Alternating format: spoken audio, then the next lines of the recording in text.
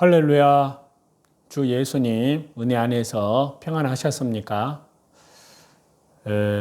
계속해서요. 주 예수님 재림 징조에 대한 62번째 말씀을 드리고자 합니다. 이 시간에는요. 역사적 전천년주의에 대한 그 말씀에 대한 보완점을 좀 거기에 대한 말씀을 드리고자 하는데요. 저와 여러분, 우리는 이제 종말론 학파의 분류상 분명히 역사적 전천년주의에 우리는 속합니다. 그러나 역사적 전천년주의는요, 그동안 다른 학파의 학자들에 의해서 여러 가지 약점들 내지는 모순점들을 지적당해 왔는데요. 이는 반드시 보완을 해야 할 그러한 과제들이라고 할 수 있습니다. 자, 여기에 해당되는 내용을요, 좀 몇 가지, 7가지로 정리를 해서 말씀을 드리고자 합니다. 첫 번째는요, 천년왕국에 불신자가 들어가는 문제입니다. 그리고 또한 두 번째는 곡과 마곡의 문제고요. 세 번째는 요한계시록 20장과 요한계시록 21장의 이해에 대한 문제가 남아 있는데요. 그리고 네 번째는 징조에 대한 문제입니다. 그리고 다섯 번째는 요한계시록 2장과 3장의 7교회에 대한 문제입니다. 그리고 여섯 번째로는요, 무천년과 비슷한 여러 해석의 문제가 있습니다. 그리고 일곱 번째는요, 각 학파에 대한 이해에 대한 문제가 남아 있다고 할 수 있습니다. 그래서 저와 여러분, 우리는 이를 요한계시록 그리고 종말론에 대한 그런 말씀을 계속 공부를 해오면서 말씀을 드려오면서요, 이를 보완할 해결 방안들을 찾고자 아주 굉장히 노력해 왔는데요. 그리고 그 해결 방안들을 이제 이 시간에 정리를 해서 제시를 말씀을 드리고자 하는데요. 첫 번째, 천년왕국에 불신자들이 들어가는 문제입니다. 자, 그 근거는요. 자, 역사적 전천년주의자들 중에 버컴이라는 그런 서구 신학자들은 예수님께서 재림하실 때 불신자들 중에 천국에 들어가는 자들이 있다고 그렇게 말을 합니다. 그래서 요한계시록의 20장에 곡과 마곡의 문제가 너무나 어렵기 때문에 이런 식으로 해석을 한다는 것인데요.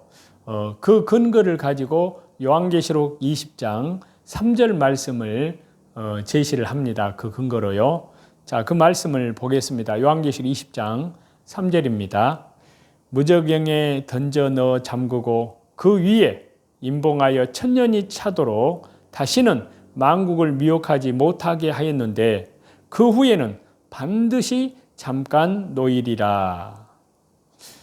자, 천년왕국 때 만국이 있음을 증거로 주장을 하는데요.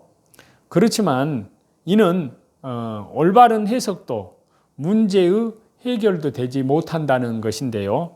그로 인해서 이들 신학자들은 무천년주의자들로부터 터무니없는 주장을 펼치고 있다는 그런 공격을 받고 있는데요. 아니, 사실상 그들은 무천년주의의 공격을 자초한 것이라고 할 수 있습니다. 다시 말씀을 거론해서 드리자면요. 요한계시록에 사용된 표현은 같다고 해서 의미까지 같은 것은 아니거든요.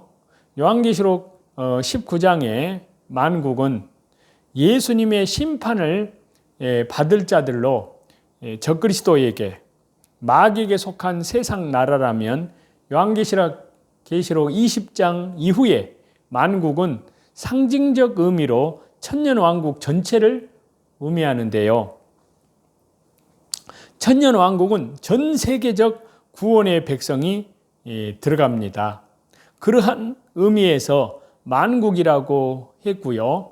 천년왕국 백성이 전 세계적 의미로 쓰여지고 있습니다. 그래서 문자적 만국, 즉 불신자 국가까지 말하지 않는다는 것입니다. 이를 정확하게 하지 못하기 때문에 역사적 전천년주의가 무천년주의자들에게 공격을 받고 있다는 사실입니다. 심지어 이 문제를 해결하지 못하기 때문에 전천년주의를 주장하다가 무천년주의로 회귀하기까지 한다는 사실입니다. 자, 그렇지만요, 성경을 정확히 보고 관련된 문제 몇 가지만 제대로 정리를 하면은 더 이상의 이 문제는 논의의 대상조차 되지 못한다는 사실인데요. 자, 천국의 만국을 좀 살펴보겠습니다. 자, 요한계시록 21장 24절인데요. 만국이 그 빛 가운데로 다니고 땅의 왕들이 자기 영광을 가지고 그리로 들어가리라.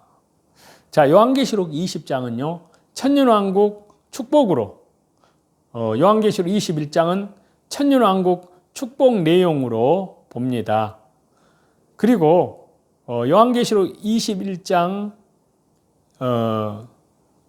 또 14절에서 이 요한계시록 21장 24절의 만국은 영원한 천국에서 불신자가 들어간다는 말로 해석하지 않는다는 것입니다. 여기에서 만국은 전 세계적 구원받은 자들을 상징적으로 표현한 말씀인데요.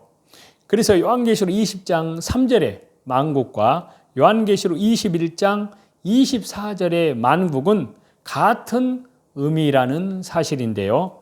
결코 불신자를 말하지 않는다는 것입니다.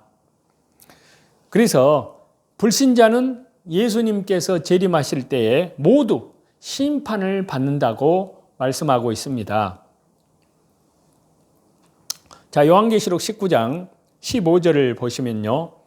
그의 입에서 예리한 검이 나오니 그것으로 만국을 치겠고 친히 그들을 철장으로 다스리며 또 친히 하나님 곧 전능하신 이의 맹렬한 진노의 포도주 틀을 밟겠고. 자, 이 말씀에서 만국은 세상 나라를 칭하는데요. 모두 심판을 받는다고 말씀하고 있습니다.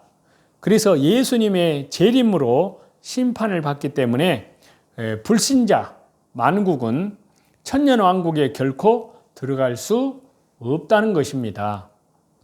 천년왕국에서 만국은 전 세계적 구원받은 성도들을 지칭한다고 할 수 있습니다. 반면에 요한계시록 19장 15절에서의 만국은요, 심판받는 세계 전체를 의미한다고 할 수 있습니다. 즉 요한계시록 19장 15절의 그 만국과 요한계시록 20장 3절, 요한계시록 21장 24절의 만국은 영혼은 같지만요, 상반된 대상을 칭한다는 사실입니다. 자, 그 다음에는요, 세상 나라 모두 100% 예수님 재림 때 심판하신다는 사실입니다. 자, 그 근거의 말씀을 요한계시록 19장 20절과 21절인데요. 짐승이 잡히고 그 앞에서 표적을 행하던 거짓 선지자도 함께 잡혔으니 이는 짐승의 표를 받고 그의 우상에게 경배하던 자들을 표적으로 미혹하던 자라. 이 둘이 산채로 유황 불붙는 못에 던져지고 그 나머지는 말탄 자의 입으로부터 나오는 검의 죽음에 모든 새가 그들의 살로 배불리더라. 자, 예수 그리스도께서 재림하실 때 심판의 단계가 있습니다. 그 중에 첫째는요, 짐승 적그리스도와 거짓 선지자가 산채로 유황불 속에 던져져서 심판을 받는 것입니다. 그리고 두 번째는요, 예수님 재림 때 심판에 대한 게 두 번째는요, 그 나머지 모두는 주 예수님 그리스도의 입의 검, 즉 말씀으로 심판을 받는다는 것입니다. 그렇기 때문에 주 예수님의 재림 이후에 천년왕국의 불신자들은 결코 들어갈 수가 없습니다. 주 예수님께서 모두 심판하시는데 어떻게 불신자가 들어갈 수 있겠느냐 하는 겁니다. 만일 들어가게 된다면요, 주 예수님의 전능하심, 주 예수님의 심판의 절대성, 주 예수님의 완전성, 주 예수님의 철저함이 허무하게 무너지게 된다는 사실입니다. 그리고 그 다음에는요, 그 나머지 죽은 자들의 증거를 살펴보면요, 자, 요한계시록 20장 4절 5절을 봐도요, 천년왕국의 불신자가 결코 들어갈 수 없는 것은 너무나 공중의 태양을 쳐다보듯이 확실해지고 있습니다. 자, 먼저 성경 말씀을 찾겠는데 요한계시록 20장 4절과 5절입니다. 또 내가 보자들을 보니 거기 앉은 자들이 있어 심판하는 권세를 받았더라. 또 내가 보니 예수님을 증언함과 하나님의 말씀 때문에 목배임을 당한 자들의 영혼들과 또 짐승과 그의 우상에게 경배하지 아니하고 그들의 이마와 손에 그의 표를 받지 아니한 자들이 살아서 그리스도와 더불어 1000년 동안 왕노릇하니, 그 나머지 죽은 자들은 그 1000년이 차기까지 살지 못하더라. 이는 첫째 부활이라 라고 말씀하십니다. 자, 그래서 그 나머지 죽은 자들의 증거 가운데 첫 번째는 세 가지로 분리해서 말씀드리면요, 첫 번째, 예수님을 증언함과 하나님 말씀 때문에 목배임을 당한 자, 즉 순교자들은 부활체로 살아서 천년왕국에 들어가게 된다는 사실입니다. 그 다음에 그 나머지 죽은 자들의 증거 가운데 두 번째는요, 짐승, 우상에게 경배하지 않은 자, 짐승의 표를 받지 않은 자들은 이제 변화체로 살아서 천년왕국에 들어가게 된다는 사실입니다. 그 다음에 세 번째는요, 그 나머지 세상 나라 사람들은 1000년이 차기까지 살지 못하더라. 그런 말씀이 있는데 요한계시록 20장 끝에요. 천년왕국에 결코 들어가지 못하게 된다는 것이 결론입니다. 그리고 천년왕국에 들어가는 자는 부활체와 변화체 뿐이라는 사실을 우리는 알고 말씀을 받아야 될 줄로 믿습니다. 자, 데살로니가 전서 4장 16절에서 17절인데요. 그래서 예수님 재림 이후에 천년왕국에 들어갈 자는요, 부활체, 즉 죽은 자들이 일어나게 되는 부활한 자들이 들어가고요. 그 다음에 변화체, 그러니까 살아남은 자들이 함께 변화되어서 휴거된 자들, 이들만이 예수님 재림 이후에 천년왕국에 들어갑니다. 그래서 부활체와 변화체 외에 불신자가 들어간다는 말이 결코 없다는 사실입니다. 사도 바울의 서신서와 사도 요한의 요한계시록, 그 예언서에는요, 서로 대응되는 짝이라고 할 수 있습니다. 천년왕국에는 부활된 성도들, 그리고 변화된 성도들만이 들어가게 된다는 사실입니다. 그 외에는 결코 들어갈 수가 없다는 것을 성경은 말씀하고 있습니다. 그 다음에 또 하나의 문제가요, 곡과 마곡에 대한 문제를 좀 말씀을 드려야 되는데, 그것은 다음 시간에 말씀을 드리고자 합니다. 자, 저와 여러분이 살고 있는 이 시대에 참으로 하나님께서 작정하신 그 시대 가운데요, 마치 노아의 홍수 때와 같습니다. 노아의 홍수 때에는 바로 죄악이 가득 찬 세상을 하나님께서 홍수로 심판하실 때 의인 노아의 가족은 하나님의 은혜로 방주를 만들고요, 구원을 받게 됩니다. 이것이 하나님의 눈물인데요. 그래서 신약성경 사도행전에 보면은 공동체가 세우는 하나님의 일꾼들이 있습니다. 그래서 제자들은 예수님의 승천을 목격하고 나서요, 감람산에서 내려와서 그들이 묵고 있는 다락방에 올라갔는데요. 다락방에서는 제자들을 비롯한 120명 정도 되는 성도들이 모였습니다. 베드로는 유다 대신에 직분자를 세워야 한다고 말을 하고요. 제자들은 예수님의 공생애를 함께 보낸 사람 중에 한 명을 뽑아서 부활의 증인으로 삼아야 한다면서 기도하기 시작을 합니다. 그리고 그들은 마띠아를 제비로 뽑았습니다. 가룟 유다 대신에요. 그리고 여기에서 공동체의 일꾼을 세우는 일은 무엇보다도 먼저 기도를 통하여서 하나님의 손에 맡게 드려야 한다는 사실입니다. 그래서 사람들 보기에 흡족한 외적인 조건을 고려하여 뽑을 수도 있지만요, 하나님께서 허락하지 않는 자를 세워서는 안 되기 때문이라는 사실입니다.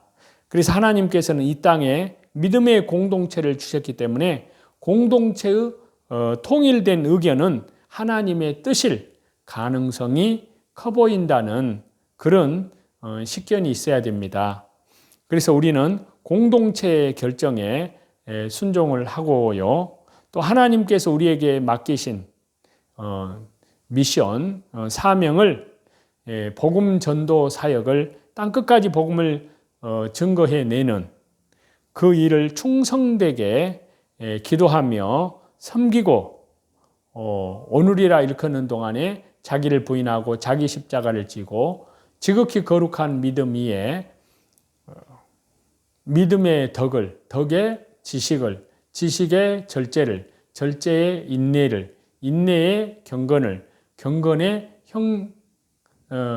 사랑을, 형제 우애를, 형제 우애 위에 사랑을 공급하라라고 말씀하고 있는데요.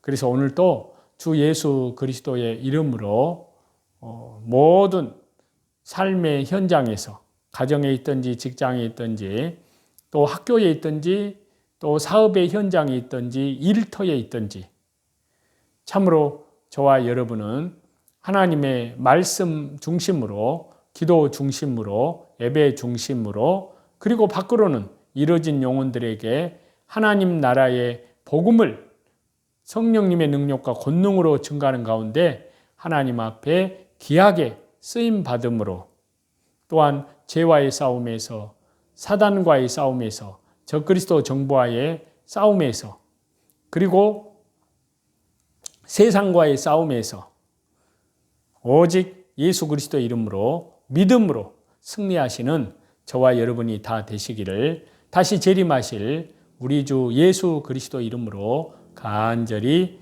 축원합니다. 찬송 드리시겠습니다.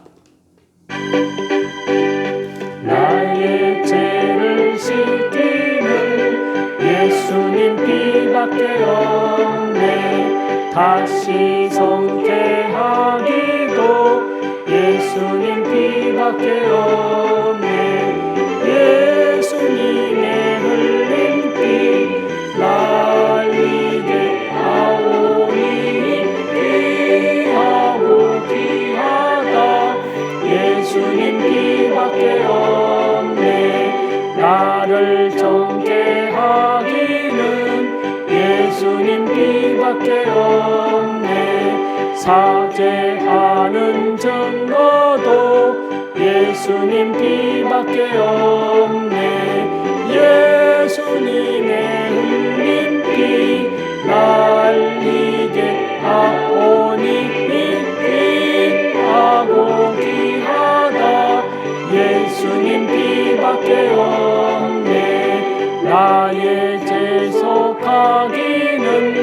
예수님 비밖에 없네. 나는 공로 없도다. 예수님 비밖에 없네. 예수님의 흘린 피 날리게 하오니 귀하고 귀하다. 예수님 비밖에 없네. 찬양과 소감은 예수님 비밖에 없네. 나의 은은 이것뿐 예수님 비밖에 없네. 예수님의 흘린 피 날리게 하오니 귀하고 귀하다. 예수님 비밖에 없네. 영원토록 내 할 말 예수님 비밖에 없네. 나의 찬미 제목은 예수님 비밖에 없네. 예수님의 흘린 피 날리게 하오니 귀하고 귀하다. 예수님 비밖에 없네. 모든 존귀와 영광과 감사와 찬양과 모든 영원한 능력과 권세를 우리 성삼위 하나님께만 돌립니다. 감사합니다.